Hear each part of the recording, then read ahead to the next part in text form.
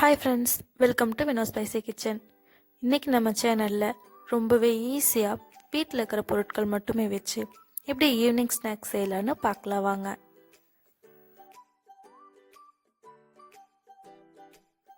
உருளைக்கிழங்கு 2ஆக கட் பண்ணியிருக்கேன். இது கூடவே பட்டாணி சேர்த்து 4 விசில் எடுத்து வேக வச்சுக்கலாம். இப்போ நம்ம மாவு ரெடி பண்ணிக்கலாம். இதுக்கு நான் மைதா மாவு எடுத்திருக்கேன். மைதா மாவு கூடவே 2 டீஸ்பூன் நெய், சீரகம், கருப்பு எள்ளு, வரமிளகாய் தூள், கறி மசால் தூள், 1 டீஸ்பூன், உப்பு தேவையான அளவு சேர்த்து மிக்ஸ் பண்ணிக்கலாம். இப்போ தேவையான அளவு தண்ணி ஊற்றி சப்பாத்தி மாவு பதத்துக்கு நம்ம ரெடி பண்ணி வச்சுக்கலாம்.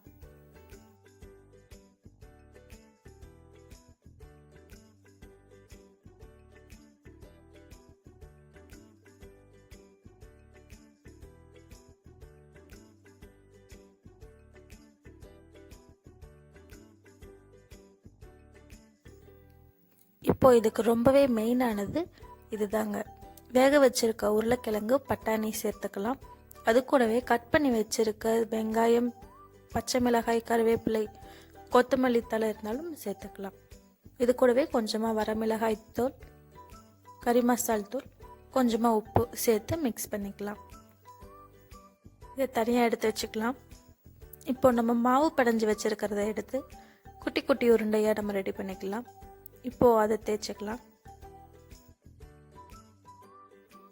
இப்போது தேய்ச்சி வச்சுருக்கிறத நமக்கு வேணுங்கிற ஷேப்பில் நம்ம கட் பண்ணிக்கலாம். நான் இந்த மாதிரி ரெடி பண்ணியிருக்கேன்.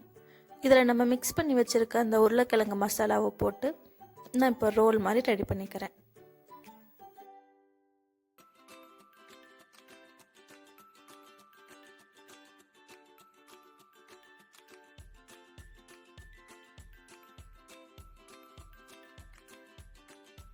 இப்போ நம்ம ரெடி பண்ணி வச்சுருக்க இந்த ரோல் எல்லாம் சூடான எண்ணெயில் போட்டு பொரிச்சு எடுத்துக்கலாம். இது 2 நிமிஷம் பொரிஞ்சால் போதும். அவ்வளோதாங்க, நம்மளோட கிறிஸ்பி பொட்டேட்டோ ரோல் ரெடி ஆயிடுச்சு. இதை நீங்கள் ஈவினிங் ஸ்நாக்ஸாக சாப்பிட்லாம். ரொம்பவே டேஸ்ட் நல்லாயிருக்கும். கண்டிப்பாக இதை நீங்களும் வீட்டில் செஞ்சு பார்த்துட்டு எப்படி இருந்துச்சுன்னு கமெண்ட்டில் சொல்லுங்கள். இந்த வீடியோ உங்களுக்கு பிடிச்சிருந்தா உங்கள் ஃப்ரெண்ட்ஸ்க்கு ஷேர் பண்ணுங்கள், லைக் பண்ணுங்கள் அண்ட் சப்ஸ்கிரைப் பண்ணுங்கள். தேங்க்ஸ் ஃபார் வாட்சிங்.